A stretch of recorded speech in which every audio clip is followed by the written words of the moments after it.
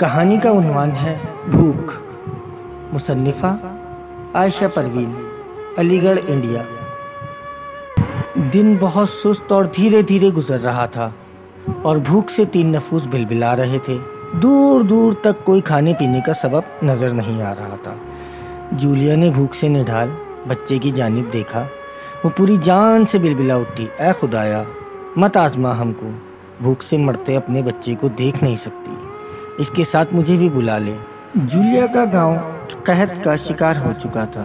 زیادہ تر لوگ اس گاؤں سے جا چکے تھے۔ پالتو جانور بھی بھوکے پیاسے مرنے لگے تھے۔ تمام گاؤں کا پانی ختم ہو چکا تھا۔ قریب کی ندی جو اس گاؤں کی شادابی کی وجہ تھی وہ بھی اب سوکھ چکی تھی۔ 2 سال سے برسات نہیں ہوئی تھی۔ زمین کی نمی بھی برقرار نہیں رہی تھی۔ اب وہ خشک صحرا میں تبدیل ہو چکی تھی۔ جولیا کا شوہر ڈیوڈ ایک مچھیرا تھا۔ وہ روز سوکھی ندی کے کیچڑ میں مچھلی تلاش کرنے جاتا، اکثر ناکام ہی رہتا۔ کوئی مردہ مچھلی بھی نہیں ملتی تھی۔ 2 دن سے کچھ نہیں کھایا تھا دونوں میاں بیوی نے۔ بیٹا بھوک اور بخار میں تڑپ رہا تھا۔ وہ دونوں گھر سے نکل کر ندی کے کنارے آ گئے۔ ڈیوڈ اب کنارے کھڑی ناؤ کو بھی نہیں چلا پا رہا تھا۔ اس کی نقاہت بڑھتی جا رہی تھی۔